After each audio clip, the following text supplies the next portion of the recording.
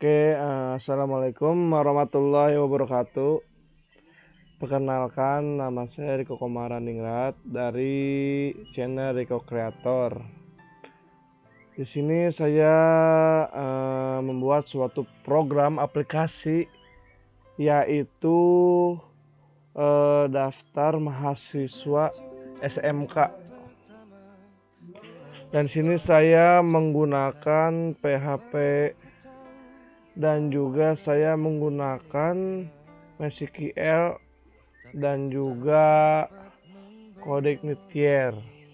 Sedikit saya akan menjelaskan apa itu CodeIgnitier dan juga framework.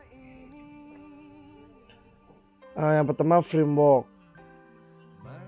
framework atau dalam bahasa Indonesia dapat diartikan sebagai kerangka kerja, merupakan kumpulan dari fungsi-fungsi atau prosedur dan kelas-kelas untuk tujuan tertentu yang sudah siap digunakan sehingga bisa lebih mempermudah dan mempercepat pekerjaan seorang programmer tanpa harus membuat fungsi atau kelas dari awal.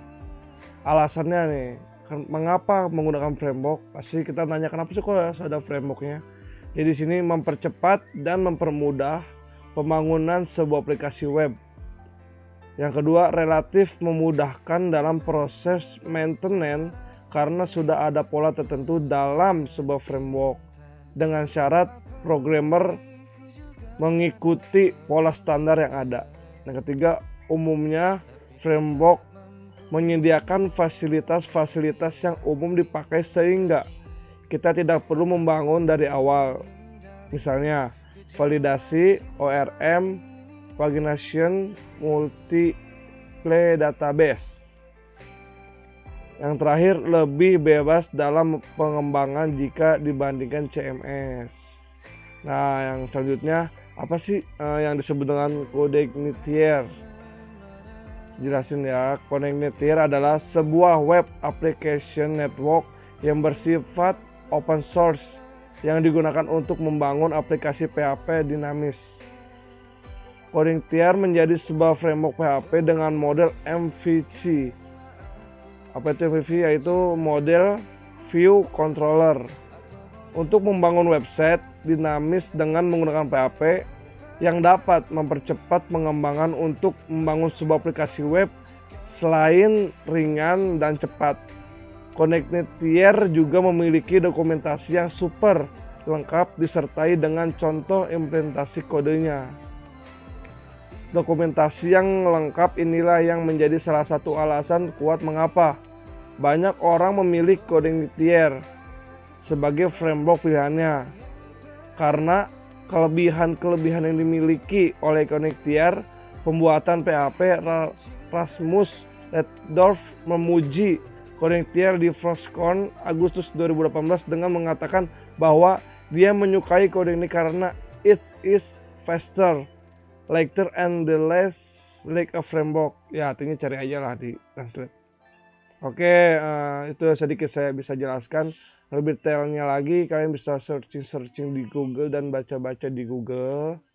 Dan juga di sini saya memakai CRUD. Nah, selanjutnya itu saya jelaskan CRUD, CRUD. Apa itu istilah dari CRUD? Merupakan skenario create, read, update, dan delete. Sudahkah Anda mendengarkannya? Jika belum akan penjelasan secara rinci. Oke, CRUD Anda sudah tahu singkatan dari istilah tersebut, namun untuk menjelaskannya ada 4 karakter di sana. Create, nih dari create yang berarti membuat sebuah data baru. Contoh kita sedangkan melakukan registrasi disebut web itu sudah merupakan create dari CRUD karena kita membuat dan menyimpan data registrasi di database. Yang kedua, read membaca atau menampilkan suatu data yang tadinya berada di database MySQL misalnya. Kemudian ditampilkan di web menggunakan bahasa pemrograman PHP update. Nah, yang ketiga nih update nih. Untuk yang satu ini prosesnya adalah mengedit sebuah data dari database yang kemudian diedit menggunakan bahasa pemrograman PHP berupa web. Contohnya edit profil Facebook. Yang terakhir delete. Pasti kalian udah tahu delete itu apa. Artinya hapus. Fungsi hampir sama dengan update. Akan tetapi proses ini adalah untuk melakukan penghapusan data di database melalui bahasa PHP. Contoh pada sebuah blog terkadang ada komentar, kemudian kita hapus komentar tersebut. Nah, itu adalah termasuk proses delete dalam CRUD. Oke guys, itu adalah beberapa penjelasan dari contoh-contoh yang saya bikin. Nah, sekarang kita mulai, saya sudah membuat suatu aplikasi web di sini. Nah, yang pertama kita buka dulu examnya.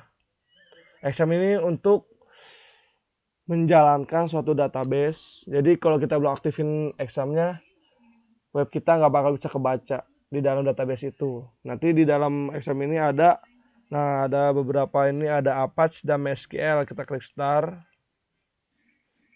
lalu kita masuk ke shell. Sebenarnya sih bisa juga ke apa localhost PHP admin, itu lebih simpel, lebih ini, tapi di sini saya menjelaskannya bisa lewat exam ini. Pertama kita ketik MySQL urut p, enter. Oh ya,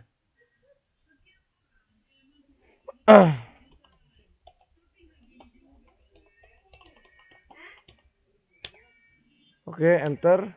Kita buka show database. Nah, di sini saya udah database membuat suatu arsip satu. Contohnya kita buka USA arsip 1 show table. Nah, sini udah ada table ya. Arsip itu adalah arsip dokumen, kabinet, CI session, dokumen, folders, margin, student, dan user. Terus setelah kita buka ini, kita masuk ke source kodenya. Di sini saya menggunakan apa namanya, Visual Studio Code, Visual Studio. Ini biar lebih enak kita sambil ini ya, sambil denger juga, biar lebih enjoy dan biar nggak kaku ngejelasinnya.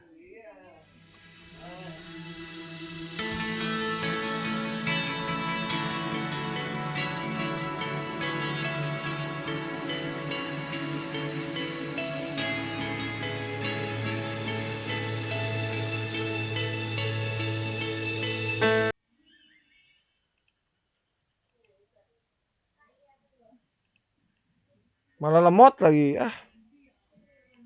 Sorry guys, ini agak lemot nih wifi-nya. Komputer suka nge-lag. Nah, ini udah ada ininya. Apa sih namanya?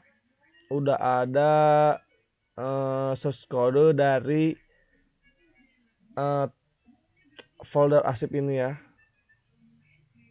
Buat kalian nih yang mau bikin web itu harus di datasi, terus di exam, folder exam, masuk ke folder htdoc, terus kalian bikin folder nama web yang akan kalian bikin itu apa. Nah, di dalam itu nanti bisa kalian simpen kayak template, foto, terus database-nya bisa kalian simpen di situ. Jadi jangan sampai pisah-pisah, biar nanti nggak acak-acakan.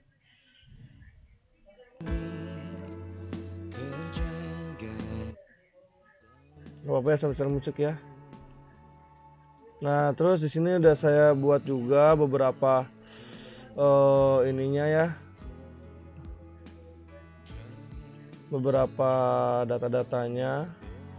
Sini ada application, access, system, upload, dan view. Di masing-masing ini ada file-filenya juga. Kayak application ini ada chat, config, control, host, helper, host, regular, liber, log, dan lain-lain.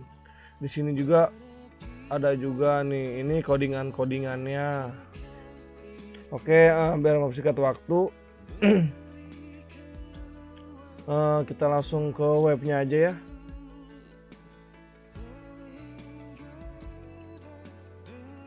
Nah, di dan juga bisa nih bikin database di PHP admin ini lebih mudah, lebih simple. Iya, lebih simple. Kita buka di sini.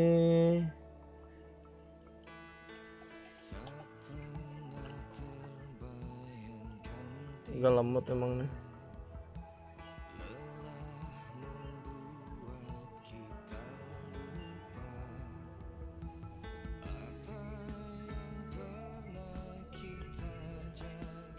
Nah ya guys, di sini saya udah buat arsip digital siswa SMK Muhammadiyah 3 Nganjuk. Jadi beda dengan emang sama ya, sama juga tutorial sama, tapi saya agak ngerubah-ngerubahnya lagi. Di sini kita bisa login. Jadi di sini ada loginnya.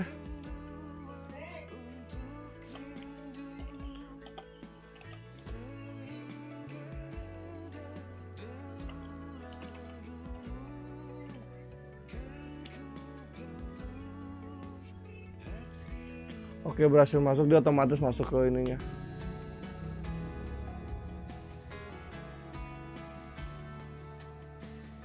Jadi di sini ada beberapa menu, ada beranda, data siswa, laporan, data prokli, arsip siswa, data terhapus, dan pengaturan. Sini di data siswa, jadi saya masuk sebagai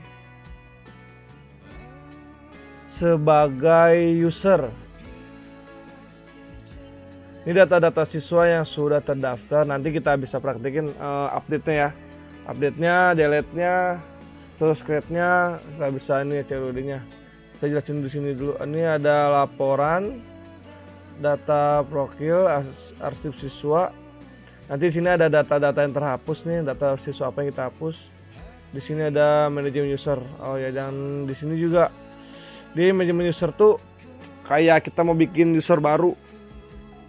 Ya, kita mau bikin user baru di sini nih, kasih bagi admin. Misalkan contoh kita bikin usernya,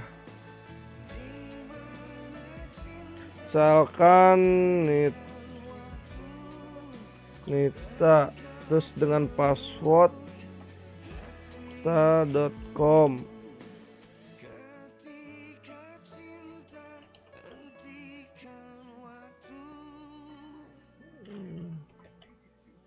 Dan di sini ada user biasa, ini kita user biasa aktif. Oke, simpan.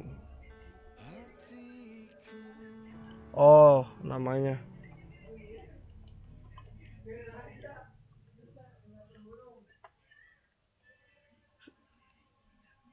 Berarti nama itu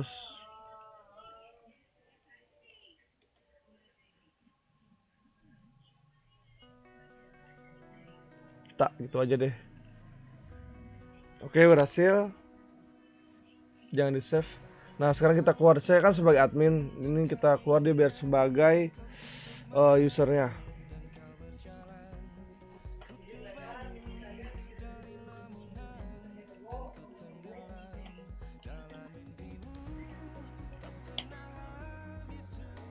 Oke ya, loginnya udah berhasil. Nah, di sini sebagai user ada data siswa,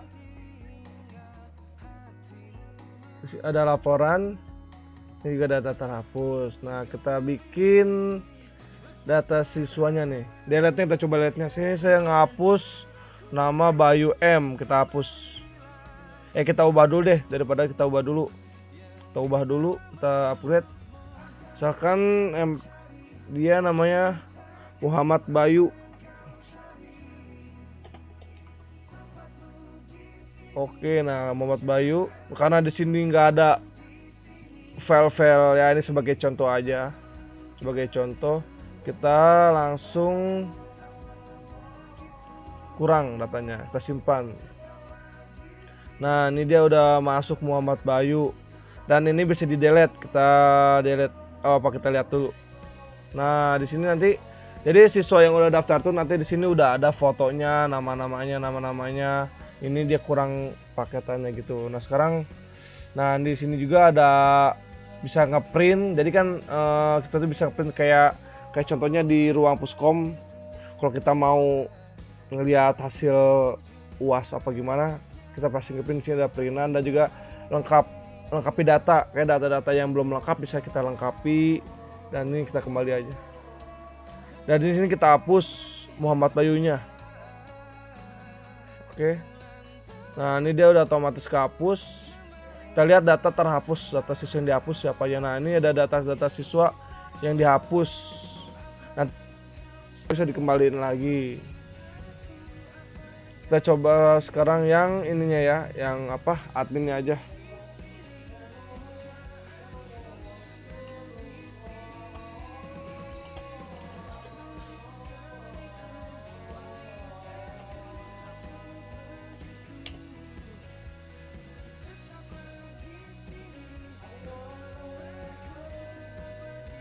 Oke, di sini kita sebagai admin, kita data-data siswanya.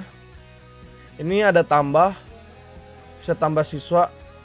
Nah, ini ada tambah siswa ya di sini ya. Sekarang kita coba NPM-nya, misalkan contoh 6598754. Namanya Rangga S.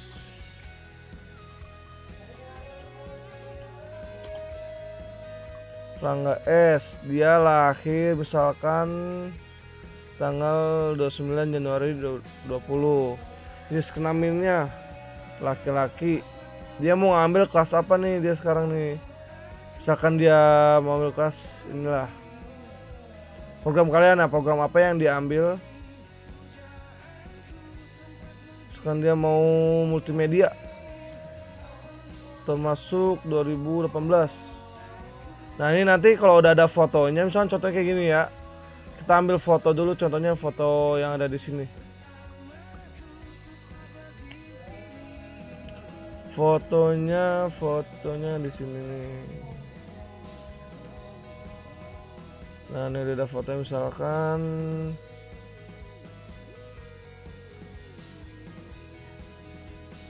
Nah, ini aja deh. Nah, ini udah ada fotonya. Terus kita kurang, nah, simpan. Nah, ini udah ada kan. Terus kita lihat.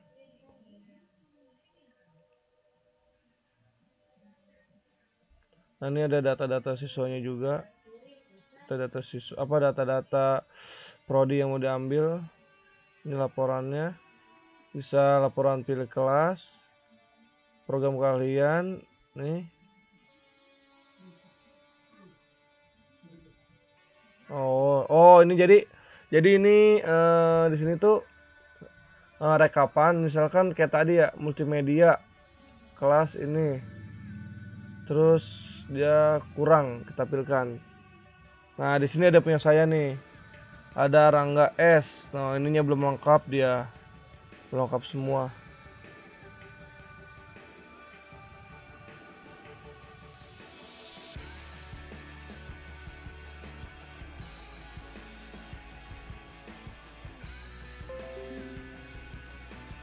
Ini data terhapusnya.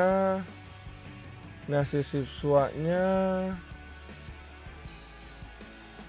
Data siswa yang tidak aktif atau sudah keluar. Jadi ini data siswa yang sudah tidak ini lagi di sini.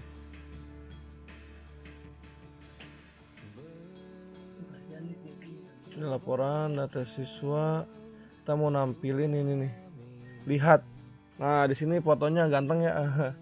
Ini foto nikah ini. Ini udah ada fotonya di sini. Nanti jadi kalau mau lengkapin tinggal ngelapin, kalau mau print bisa di print. Jadi ini udah ada yang namanya CRUD-nya, create, rate-nya, update dan delete-nya juga, dan ada adminnya juga. Di sini ada logout. Nah, kita logout bisa. Ya mungkin segitu saja. Oh ya, dan di sini juga ada notepad-nya. Ini nama-nama kelompok saya cuma 2 orang, ada Muhammad Maulana Kuswanto dengan NPM 438761701709192, dan dengan saya Riko Komandingrat 4387617017059. Mungkin hanya itu saja yang bisa saya jelaskan untuk malam ini. Oh, sebelumnya terima kasih untuk Bapak Adit atas pengajarannya selama semester 6 UTS dan juga UAN. Maaf apabila saya dan mahasiswa yang lain belum bisa memberikan terbaik, yang seperti tugas-tugas yang Bapak berikan belum semuanya dikerjakan apa begini. Maaf, terima kasih untuk satu semester ini. Mudah-mudahan Bapak selalu berkarya di dalam YouTube-nya dan juga bisa membagikan ilmunya juga. Nanti saya kirim draft-nya itu ke Bapak. Dari saya sekian, terima kasih. Wassalamualaikum warahmatullahi wabarakatuh. Thanks. Jangan lupa subscribe Pak ya. Piko Kreator Pak, subscribe oke.